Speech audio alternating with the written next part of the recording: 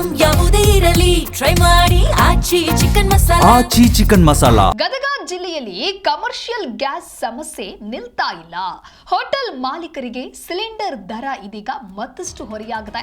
ದರ ಏರಿಕೆಯಿಂದ ಅಂಗಡಿ ಬಂದ್ ಮಾಡಬೇಕಾಗಿರುವಂತ ಸ್ಥಿತಿಗೆ ಹೋಗಿ ತಲುಪಿದ್ದಾರೆ. ಹೋಟೆಲ್ ವ್ಯಾಪಾರದಿಂದ ಬದುಕು ಕಟ್ಟಿಕೊಂಡಿದ್ದೇವೆ, ಗ್ಯಾಸ್ ಸಿಗದೆ ಬೀದಿಗೆ ಬಂದಿದೆ ನಮ್ಮ ಬದುಕು ಅಂತ ಹೇಳಿ ಅಳಲು ತೋಡ್ಕೊಂಡಿದ್ದಾರೆ. ಕೇಂದ್ರ ಸರ್ಕಾರ ಬೆಲೆ ಏರಿಕೆ ಕೈ ಬಿಡುವಂತೆ ಆಗ್ರಹಿಸ್ತಾ ಇದ್ದಾರೆ. ಗದಗದಲ್ಲಿ ಹೋಟೆಲ್ ಟಿಫಿನ್ ಸೆಂಟರ್ ಮಾಲೀಕರಿಗೆ ಈಗ ಮತ್ತಷ್ಟು ಸಂಕಷ್ಟ ಶುರುವಾಗಿದೆ. ಮಧ್ಯಪ್ರಾಚ್ಯ ಯುದ್ಧದ ಎಫೆಕ್ಟ್ ಇಂದ ಕೆಲ ದಿನಗಳ ಹಿಂದೆ ಅಷ್ಟೇ ಸಿಲಿಂಡರ್ ಪೂರೈಕೆಯಲ್ಲಿ ಬಹಳಷ್ಟು ವಿಳಂಬ ಆಗಿತ್ತು. ಇದೀಗ ಕಮರ್ಷಿಯಲ್ ಸಿಲಿಂಡರ್ ದರ ಏರಿಕೆಯಿಂದ ಮತ್ತೆ ಅಂಗಡಿ ಬಂದ್ ಮಾಡಬೇಕಾಗಿರುವಂತಹ ಸ್ಥಿತಿ ನಿರ್ಮಾಣವಾಗಿದೆ. ಗ್ಯಾಸ್ ದರ ಹೆಚ್ಚಳದ ಹಿನ್ನೆಲೆ ಹೋಟೆಲ್ ಹಾಗೂ ಟಿಫನ್ ಬೆಲೆಯನ್ನ ಹೆಚ್ಚಳ ಮಾಡಿದ್ರೆ ಇದು ಒಂದು ರೀತಿ ಗ್ರಾಹಕರಿಗೆ ಹೊರೆಯಾಗುತ್ತೆ. ಹಾಗಾದ್ರೆ ಗ್ರಾಹಕರ ಪರಿಸ್ಥಿತಿ ಏನು ಅನ್ನೋದು ಕೂಡ ಒಂದು ಕಡೆ ಪ್ರಶ್ನೆ. 16 ಜನ ಕಾರ್ಮಿಕರು ಹೋಟೆಲ್ನಲ್ಲಿ ಕೆಲಸವನ್ನ ಮಾಡ್ತಾರೆ.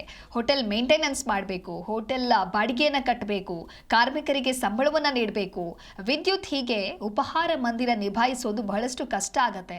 ಇಲ್ಲದಿದ್ರೆ ಅಂಗಡಿ ಬಂದ್ ಮಾಡಿ ಮನೆಯಲ್ಲಿ ಕೂರುವಂತ ಆತಂಕ ಇದೆ. ಅಂಗಡಿ ಇಲ್ಲ, ಹೋಟೆಲ್ ಇಲ್ಲ ಅಂತ ಹೇಳಿದ್ರೆ ಮನೆಯಲ್ಲಿ ಕೂತ್ರೆ ಅವರು ಬದುಕನ್ನ ಸಾಗಿಸೋದು ಹೇಗೆ ಅನ್ನುವಂಥ ಪ್ರಶ್ನೆಯನ್ನ ಸದ್ಯ ಹೋಟೆಲ್ ಮಾಲೀಕರು ಇದೀಗ ಕೇಳ್ತಾ ಇದ್ದಾರೆ. ಜೊತೆಗೆ ಮತ್ತಷ್ಟು ಕಾಸ್ಟ್ ಇನ್ಕ್ರೀಸ್ ಮಾಡಿರೋದ್ರಿಂದ ಇದೀಗ ಮಾಲೀಕರಿಗೆ ಬಹಳಷ್ಟು ಸಂಕಷ್ಟ ಆಗಿದೆ. ದರ ಏರಿಕೆ ಬಗ್ಗೆ ಮಾತಾಡೋದೇನೆಂದ್ರೆ, ಹೋಟೆಲ್ ಉದ್ಯಮಕ್ಕೆ ದೊಡ್ಡ ಹೊಡೆತ. 2 ತಿಂಗಳಿಂದ ನಾವು ಏನು ಅನುಭವಿಸಿದ್ದೀವಿ ಆ ಕಷ್ಟ ನಮಗೆ ಗೊತ್ತು. ಗ್ಯಾಸಿನ ದರ 1 to ಡಬ್ಬಲ್ ಅಂತಲೇ ಹೇಳ್ಬೋದು. ಅದು ಸಮರ್ಪಕವಾಗಿ ಕರೆಕ್ಟಾಗಿ ನಮಗೆ ಸಿಗ್ತಾ ಇಲ್ಲ ಆದ್ರೂ ಈಗ 1,000 ರೂಪಾಯಿ ಒಂದು ಅಂಡಿ ಮೇಲೆ ಜಾಸ್ತಿ ಮಾಡಿದ್ರು. ಅದರಿಂದ ನಮಗೆ ಹೋಟೆಲ್ ಉದ್ಯಮಕ್ಕೆ ದೊಡ್ಡ ಹೊಡೆತ ಇದೆ.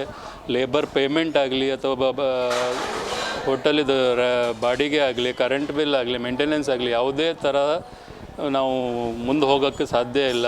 ಈಗ ನಂದು ಒಂದೇ ಅಲ್ಲ, ನಾವು ಈಗ 10-20 ಮಂದಿ ಲೇಬರ್ ಇರ್ತಾರೆ, ಅವ್ರಿಗೂ ಪ್ರಾಬ್ಲಮ್. ಅವರಿಗೂ ನಾವು ಸಂಬಳ ಕೊಡಲಿಲ್ಲ ಅಂದರೆ ಅವರೆಲ್ಲಿ ಹೋಗೋದು? ಗದಗ ಬೆಟ್ಟಿಗೆಯಲ್ಲಿ ಕರೆಕ್ಟಾಗಿ ಇದೂ ಸಿಗ್ತಾಯಿಲ್ಲ, ಗ್ಯಾಸ್ ಸಿಲಿಂಡ್ರು ಸಿಗ್ತಾಯಿಲ್ಲ. ಅದರ ಮೇಲೆ ಈಗ ಹೊರೆ ಮೇಲೆ ಹೊರೆ ಹೊರಿಸ್ತಾ ಇದ್ದಾರೆ. ನಾವು ಗ್ರಾಹಕರಿಗೂ ಹೆಚ್ಚಿಗೆ ಹಣ ಮಾಡಿದರೆ ಅವರು ಸಹ ಗ್ರಾಹಕರು ಸಹ ಕಮ್ಮಿ ಆಗ್ತಾರೆ.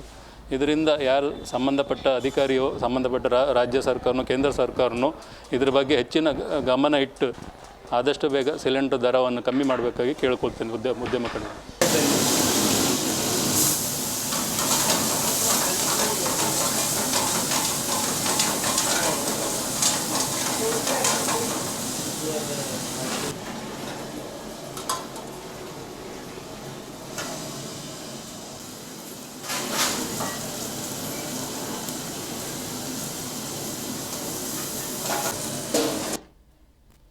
ಈ ಕುರಿತು ಮತ್ತಷ್ಟು ಮಾಹಿತಿಯನ್ನು ನೀಡ್ತಾರೆ ನಮ್ಮ ಪ್ರತಿನಿಧಿ ಫಾರೂಕ್ ಮಖಂದ ದೂರವಾಣಿ ಸಂಪರ್ಕದಲ್ಲಿ. ಫಾರೂಕ್, ಒಂದು ಕಡೆ ಗ್ಯಾಸ್ ದರ ಹೆಚ್ಚಳವಾಗಿರೋದು, ಇನ್ನೊಂದು ಕಡೆ ಸರಿಯಾಗಿ ಗ್ಯಾಸ್ ಸಪ್ಲೈ ಆಗ್ತಾ ಇಲ್ಲ.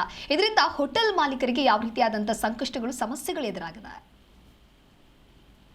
ದಿವ್ಯಾ ಶ್ರೀದಾಸ್, ಏನಂದ್ರೆ ಗದಗ್ನ ಬೆಟಗೇರಿ ಅವಳಿ ನಗರದಲ್ಲೂ ಕೂಡ ಕಮರ್ಷಿಯಲ್ ಗ್ಯಾಸ್ನ ಒಂದು ಎಫೆಕ್ಟ್ ಆಗ್ತಿದೆ. ಯಾಕಂದ್ರೆ ಕಳೆದ 4 ದಿನಗಳ ಹಿಂದೆ ಏನು ಕಮರ್ಷಿಯಲ್ ಗ್ಯಾಸ್ನ ರೇಟ್ ಜಾಸ್ತಿ ಆಯ್ತು. ಆದ್ರೆ ಜಾಸ್ತಿ ಆಗಿದ್ದು ಒಂದ್ ಕಡೆ ಆದ್ರೆ ಸಮರ್ಪಕವಾಗಿ ಇಲ್ಲಿ ಪೂರೈಕೆ ಆಗ್ತಾ ಇಲ್ಲ ಅಂತಕ್ಕಂಥದ್ದು ಒಂದು ಆರೋಪ. ಇನ್ನು ದೊಡ್ಡ ಮಟ್ಟದ ಏನು ಹೋಟೆಲ್ ಮಾಲೀಕರಿದ್ದಾರೆ ಅವ್ರಿಗೆ ಹೋಟೆಲ್ ಮೇಂಟೆನೆನ್ಸ್ ಜೊತೆಗೆ ಅಲ್ಲಿ ಸುಮಾರು 16 ಜನ ಕೆಲಸ ಮಾಡ್ತಿರ್ತಾರೆ ಅಂತ ಕೂಲಿ ಕಾರ್ಮಿಕರಿಗೆ ನಾವು ವೇತನವನ್ನ ಕೊಡಬೇಕು, ಜೊತೆಗೆ ವಿದ್ಯುತ್ ಬಿಲ್ ಅನ್ನ ಪಾವತಿ ಮಾಡಬೇಕು. ಇದರ ನಡುವೆ ಅಂದ್ರೆ ನಾವು ಈ ವಿದ್ಯುತ್ ಎಫೆಕ್ಟ್ ಗಿಂತ ಮುಂಚೆ ಅವರು 2,300 ರೂಪಾಯಿಯನ್ನ ಪೇ ಮಾಡಿ ಕಮರ್ಷಿಯಲ್ ಗ್ಯಾಸ್ ಅನ್ನ ಪಡೆದುಕೊಳ್ತಿದ್ರು. ಜೊತೆಗೆ ಆವಾಗ ಸಮರ್ಪಕವಾಗಿ ಗ್ಯಾಸ್ ಸಹ ಸಿಗ್ತಿತ್ತು. ಆದ್ರೆ ಈಗ 3,300 ರೂಪಾಯಿ ಕೊಟ್ಟರು ಸಹ ನಮಗೆ ಸರಿಯಾದ ರೀತಿಯಲ್ಲಿ ಗ್ಯಾಸ್ ಇಲ್ಲಿ ಸಿಗ್ತಾ ಇಲ್ಲ. ಹಾಗಾಗಿ ನಾವು ಬರ್ತಕ್ಕಂತ ಗ್ರಾಹಕರಿಗೆ ಸಂಭಾಳಿಸೋದಾದ್ರೂ ಹೇಗೆ ಅಂತಕ್ಕಂಥ ಒಂದು ಆತಂಕ ಅವರಲ್ಲಿ ಮನೆ ಮಾಡಿದೆ. ಇದು ಒಂದು ಭಾಗ. ಆದ್ರೆ ಇನ್ನೊಂದು ಭಾಗ ಅಂದ್ರೆ ಫುಟ್ಪಾತ್ ಗಳಲ್ಲಿ ಏನು ಸಣ್ಣ ಪುಟ್ಟ ಹೋಟೆಲ್ಗಳನ್ನ ಇಟ್ಕೊಂಡು ತಮ್ಮ ಬದುಕನ್ನ ಕಟ್ಕೊಂಡಿದ್ರು, ಅಂತವರ ಬದುಕು ಇವತ್ತು ಬೀದಿಗೆ ಬಂದಂತಾಗಿದೆ ಅಂತಾನೆ ಹೇಳ್ಬೋದು. ಯಾಕಂದ್ರೆ ಅವರು ಸುಮಾರು ಏನು ಗಂಡ ಹೆಂಡತಿ ಸೇರಿ ತಮ್ಮ ಸಂಸಾರವನ್ನ ನುಗ್ಗಿಸ್ಬೇಕು ಅನ್ನೋ ದೃಷ್ಟಿಯಿಂದ ಇವತ್ತು ಎಗ್ ರೈಸ್ ಸೆಂಟರ್ ಆಗಿರ್ಲಿ, ಸಣ್ಣ ಪುಟ್ಟ ಟಿಫಿನ್ ಸೆಂಟರ್ ಆಗಿರ್ಲಿ, ಈ ರೀತಿ ಇಟ್ಕೊಂಡು ತಮ್ಮ ಜೀವನವನ್ನ ಸಾಗಿಸ್ತಾ ಇದ್ರು. ಆದ್ರೆ ಈ 1 to double ಅನ್ನ ನಾವು ಕಮರ್ಷಿಯಲ್ ಗ್ಯಾಸ್ಗೆ ಹಣವನ್ನ ಸಂದಾಯ ಮಾಡಬೇಕು. ಸಂದಾಯ ಮಾಡಿದ್ರೂ ಕೂಡ ಇವತ್ತು ನಮ್ಗೆ ಸಿಗ್ತಾ ಇಲ್ಲ. ಹಾಗಾಗಿ ನಾವು ಅಂಗಡಿಗಳನ್ನ ಬಂದ್ ಮಾಡಿ ಮನೆಯಲ್ಲೇ ಕೂರ್ತಕ್ಕಂತ ಒಂದು ಸ್ಥಿತಿ ನಮ್ಗೆ ಎದುರಾಗಿದೆ. ಹೀಗಾದ್ರೆ ನಮ್ಮ ಬದುಕು ಹೇಗೆ ಅಂತಕ್ಕಂಥ ಒಂದು ಆತಂಕ ಕೂಡ ಅವರಲ್ಲಿ ಮನೆ ಮಾಡಿದೆ ಅಂತಾನೆ ಹೇಳ್ಬೋದು ದಿವ್ಯದಾಸ್. ಓಕೆ, ಥ್ಯಾಂಕ್ ಯು ಫಾರೂಕ್ ನಿಮ್ಮೆಲ್ಲ ಮಾಹಿತಿಗಾಗಿ.